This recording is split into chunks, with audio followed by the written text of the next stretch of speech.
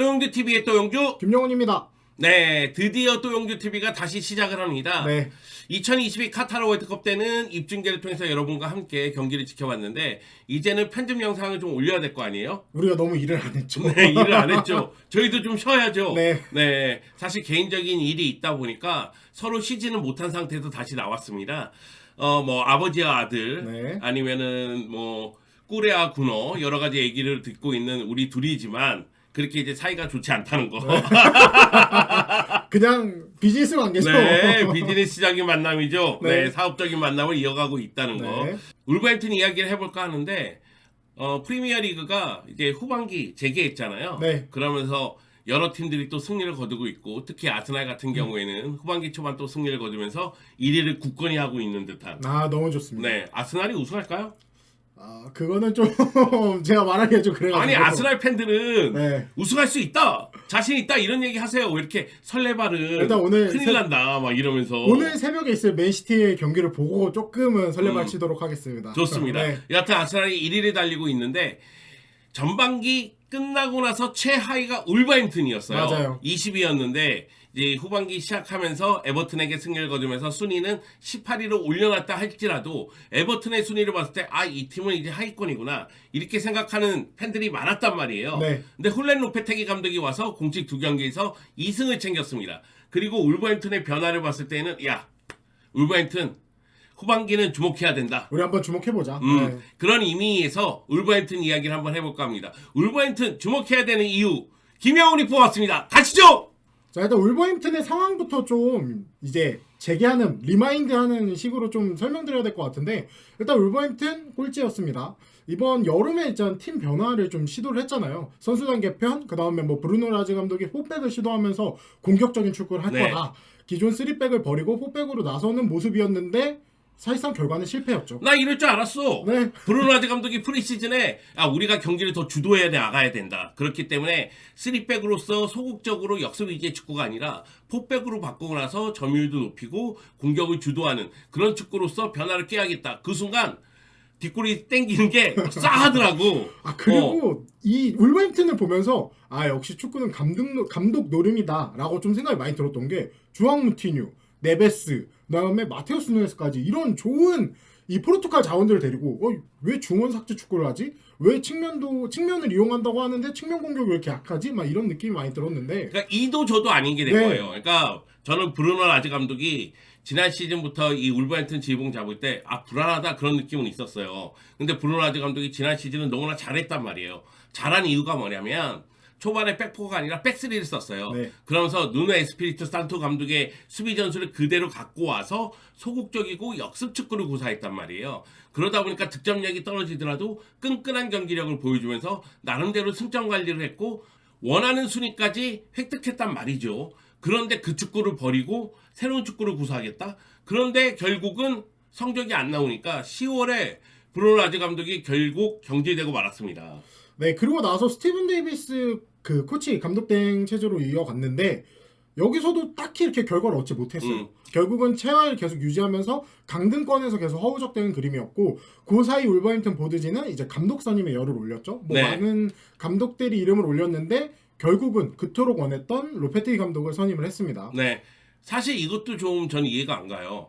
라즈 감독을 경질한다면은 새로운 대안을 찾아놓고 경질해야 되는데 지금 라즈 감독 경질시키고 나서 스티븐 데이비스 대행 체제로 갔잖아요. 거의 한 2달 정도 갔죠. 네. 그러다 보니까 리그 22 최하위에 머무는 모습이 있었는데 하필 그때 세비야가 로페테기 감독을 경질을 하면서 네. 로페테기 감독과 이야기를 나누고 결국 로페테기 감독 선임에 성공을 했습니다. 네, 그러면서 로페테기 감독은 이제 월드컵 기간부터 팀을 지휘를 했는데 약간 요 한 달 사이가 이 로페테기 감독한테는 약간의 프리시즌 정도의 개념이었던 것 같아요. 그러면서 팀을 파악하고 좀 선수단이 어떤 유형의 선수들이 있는지 좀 그런 시간들을 가졌던 것 같습니다. 리그컵 경기를 통해서 로페테기 감독이 승리를 거두고 이것이 선수들에게 자신감으로 이어졌고 그리고 에버턴전을 통해서 이 프리미어리그 데뷔를 하게 됐는데 그 경기에서도 승리를 거뒀습니다. 네, 극적인 승부였죠. 2대1 네. 역전승을 거뒀고 일단은 로페테기 감독이 아직까지는 좀 원하는 그런 전술을 많이 보여주고 있지 못한다. 좀 그런 말씀 드릴 수 있을 것 같고 일단 앞으로의 상황을 좀 지켜봐야 하기 때문에 이제 우리가 왜 울버햄튼을 주목을 해야 되느냐 좀 이유부터 설명드리도록 하겠습니다. 일단 첫 번째 이유는 뻔한 이야기지만 로페테기 감독, 새 감독이 부임했기 때문에 이 새로운 출발, 그다음에 선수들의 동기부여, 그다음에 경쟁심이 좀 많이 올라갈 것 같다. 그러면서 조금 새로운 분위기가 팀 내에 돌지 않을까라는 예상 때문에 좀 첫 번째 이유로 로페테기 감독의 부임을 뽑았습니다. 저희가 그런 얘기 했잖아요. 라지 감독이 3백에서 4백으로 바꾸고 점유율도 높이고 패스 축구를 하면서 자신들이 경기를 주도하기를 원했는데 이도 저도 아닌 축구를 했다. 근데 로페테기 감독이 가장 잘하는 축구가 그런 축구예요. 포르투에서 스페인 대표팀에서 세비야에서 보여준 축구는 결국은 4-3-3 바탕으로 해서 패스 플레이를 통해서 점유율을 높이고 그리고 창의적으로 득점 기회를 만들어서 마무리 짓는 거거든요. 물론 세비야에서도 최전방에 확실한 해결사가 없다 보니까 고생을 하긴 했지만은 세비야를 이끌고 챔피언스리그에 계속 진출을 했고 거기다가 유로파리그 우승까지 경험을 했기 때문에 로페테기 감독 입장에서는 이 울버햄튼을 이끌고도 자신의 축구 철학을 이어갈 가능성이 크죠. 그 가운데서 선수들도 이제 분위기가 바뀌었다는 걸 알고 있기 때문에요. 네. 전체적으로 팀 분위기가 완전히 바뀌었다는 거죠. 네, 로페테기 감독 같은 경우에는 지금 이제 경기 외적인 부분도 많이 좀 신경 쓰고 있는 것 같아요. 기존에 누누 산토 감독 시절에 있었던 경기 당일날 있었던 미팅 문화를 좀 다시 부활하는 모습이 있었고, 뭐 이런 문화를 얘기를 하면서 중요한 것은 뭐 포메이션, 형식이 아니라 이제 우리의 방식을 바꾸지 않는 것이 더 중요하다. 뭐 이런 얘기를 남겼습니다. 네. 그러니까 위닝 멘탈리티를 심어주기 위해서 노력하고 있는 듯한 느낌인데 팀이 하나로 뭉쳐야 되거든요. 그래서 팀의 조직력을 높이기 위해서 이제 미팅 문화도 다시 한번 전개를 하는 모습이고 거기다 이제 훈련이라든가 선발 라인업 구성에도 신경을 많이 쓰는 모습이고요. 로페테기 감독은 능력이 있는 감독인데 다만 불안한 거는 로페테기 감독이 프리미어리그 경험이 없다는 거고 그렇죠. 또 하나는 프리미어리그의 경쟁자들이 너무나 강해요. 그쪽은 또 다른 세계잖아. 네, 빅6는 다른 세계인데 결국 이제 울버햄튼도 올 시즌의 목표는 잔류겠지만 그 다음 시즌은 또 유럽 대항전을 보고 나아갈 것이 분명하거든요. 그 점을 봤을 때는 로페테기 감독이 갈 길이 너무 멀다. 다만 올 시즌은 잔류가 목표이기 때문에 올 시즌 남은 기간 동안에는 팀을 만들고자 노력을 할 것 같다. 그런 생각이 들었습니다. 네, 두 번째 이유로는 이적 시장의 행보입니다. 네, 뭐 겨울 이적 시장 같은 경우에는 많은 팀들이 거액의 투자를 이루어지지 않는 게 좀 원칙이긴 한데 이번 시즌 울버햄튼 같은 경우에는 좀 거액의 투자가 좀 있을 수도 있다라는 얘기가 있었습니다. 그러면서 최근에 마테우스 쿠냐 영입을 확정했죠. 네. 그러면서 완전 이적 옵션 포함 4,300만 파운드, 한 600억 정도 이적료가 들었고 계약 기간은 27년까지입니다. 또 다른 포지션으로는 중앙 수비수를 노리고 있다는 얘기가 있어요. 그러면서 바야돌리드의 하비 산체스, 이반 프레스네다를 노리고 있고 그 다음에 맨유의 아론 완비사카와 연결되고 있습니다. 네, 한 6명 정도가 연결되고 있다는 이야기가 나오고 있는데 일단 최전방은 바꿔야죠. 네. 보강해야죠. 그래서 마테우스 쿠냐를 데리고 왔습니다. 마테우스 쿠냐가 아틀레티코 마드리드에서는 기회를 많이 잡지 못했지만 굉장히 좋은 스트라이커예요. 라울 히메네스가 이 두개골 골절상 당한 이후에 부상에서 돌아왔음에도 불구하고 그전 같은 파괴력을 보여주지 못하고 디에고 코스타도 믿을 수는 없고 네. 그리고 뭐 황희찬도 올려 쓰긴 했지만은 최전방에서의 파괴력이 좀 부족한 면이 있었다 보니 결국 최전방 스트라이커로 영입한 것으로 보이는데 울버햄튼의 최전방 같은 경우 특히 로페테기 감독이 원하는 최전방은 동료들을 위해서 공간도 만들어줘야 되고 연계 플레이도 뛰어나야 되고 그리고 전방부터 압박도 잘해야 됩니다. 그런 측면에서 봤을 때는 마테우스 쿠냐는 어울린다 이런 생각이 드는데 득점력 부분은 모르겠어요. 제가 생각하기에는 마테우스 쿠냐가 과연 라울 히메네스의 전성기만큼의 득점력을 보여줄 것이냐 이거에 대해서는 의문부호가 따르기 때문에 마테우스 쿠냐가 득점포를 많이 가동하기를 바라겠지만 그러지 못할 가능성도 있다. 그렇다 할지라도 마테우스 쿠냐가 최전방에 있으면 분명히 도움이 될 것이다. 요 얘기는 드리고 싶고요. 수비 라인에도 보강을 통해서 원하는 수비를 구성하고자 노력을 할 겁니다.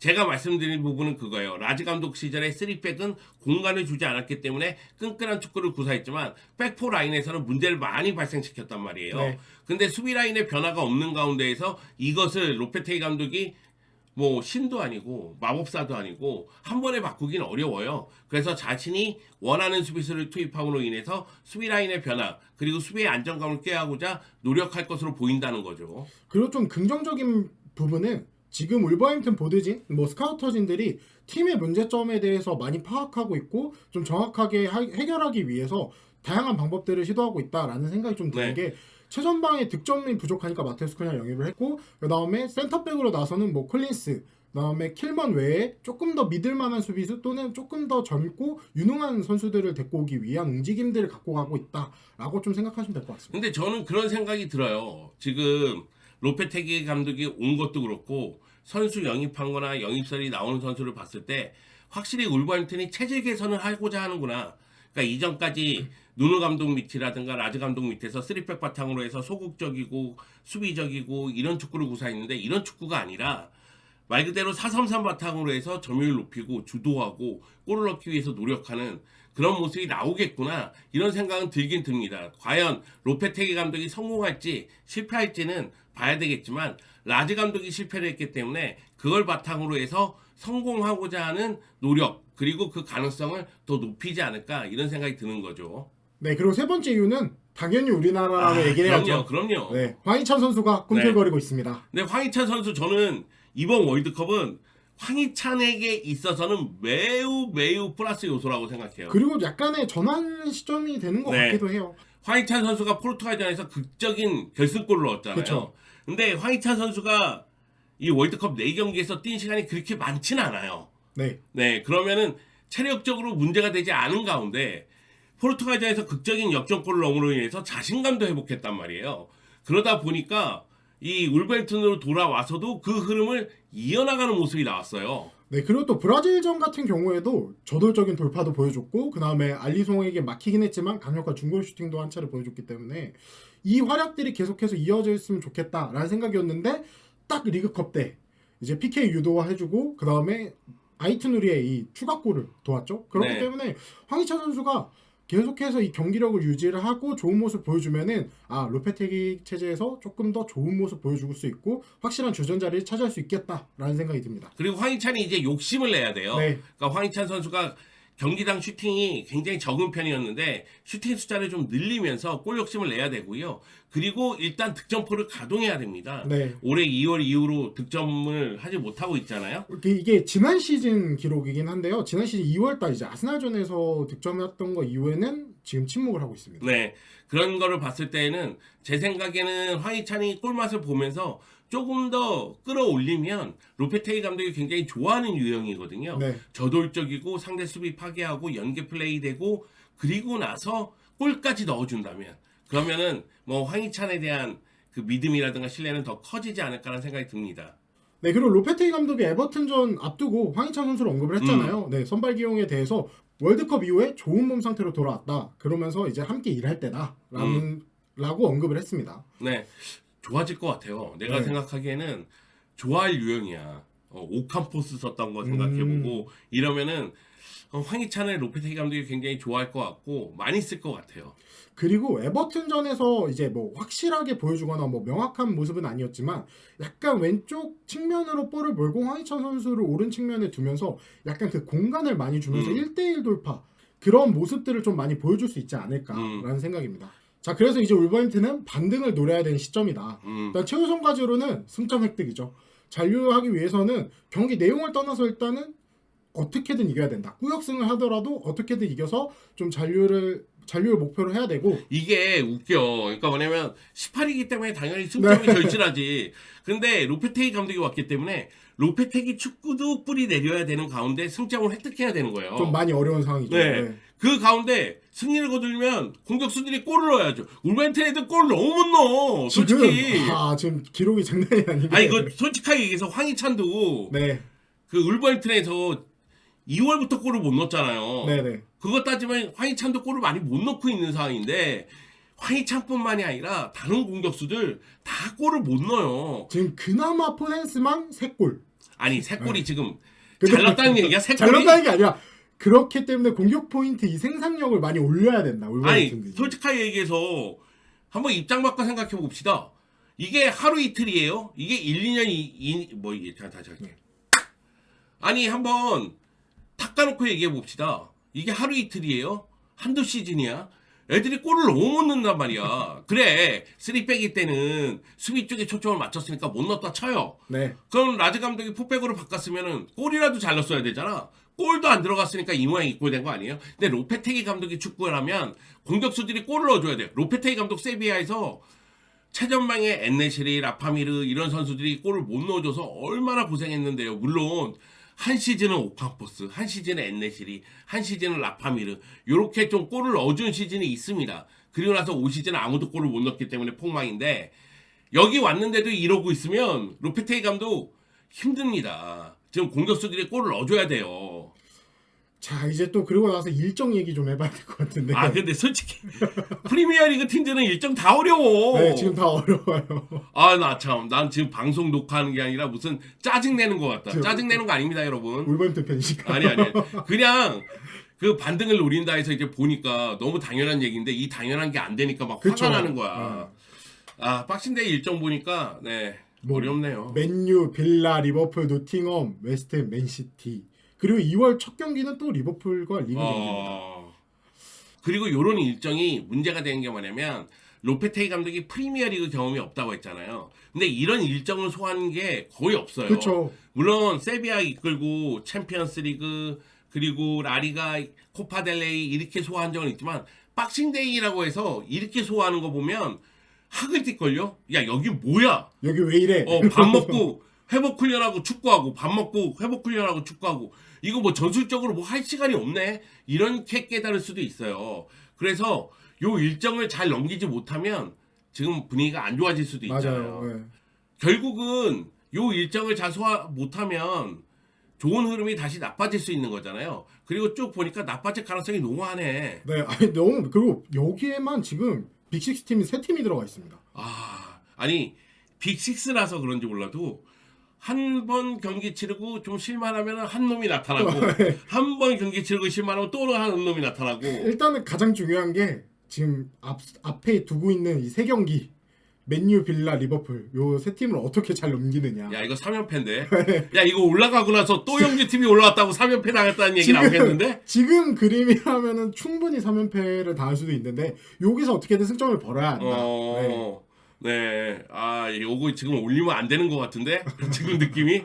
또 영주 때문에 3연패 당했다는 얘기 나올 수도 있겠는데 여하튼 울버햄튼은 후반기는 주목해야 됩니다. 왜냐면 울버햄튼이 잔류에 성공할지 안 할지 모르겠지만 아니면 그거보다 순위를 더 높일지 안 높일지는 모르겠지만 그래도 무언가 하위에 있는 팀이 분위기를 바꾸면서 요동칠 수 있게끔 만들 수 있다?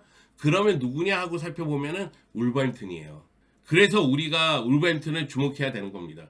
상위권의 팀들은 나름대로 싸우고 그러면서 순위가 요동쳐요. 그러면 하위권에서 누가 요동치게 만드느냐? 그건 이제 강등권에 있는 팀 중에서는 울버햄튼이라는 거죠. 일단 울버햄튼이 빠르게 제 위치에 올라오는 게 중요할 것 같고 주목해야 하는 이유 뽑았으니까 좀 잘했으면 좋겠습니다. 네. 그리고 황희찬 선수도 빨리 득점을 해줬으면 좋겠습니다. 네. 그러니까 황희찬이 골을 넣으면서 울버햄튼이 승점을 챙기는 모습을 빨리 보고 싶고 로페테이 감독 고생 많이 했거든요. 그러니까 로페테이 감독도 프리미어 리그에서 성공하는 모습을 좀 보고 싶어요. 개인적으로 울버햄튼이 포르투갈 커넥션 조르제 멘데스 에이전트하고 연결이 되어 있잖아요. 네. 그러다 보니까 라리가에서 굉장히 많이 간 팀이에요. 네, 그래서 뭐 라리가에서 뛰던 선수들이 울버햄튼에서 뛰는 모습 보면 은근히 좀 친근감이 있거든요. 거기다가 감독도 로페테이 감독이 갔으니까 거기다가 황희찬도 뛰고 있으니까 울버햄튼이 잘했으면 좋겠다 이런 생각이 듭니다.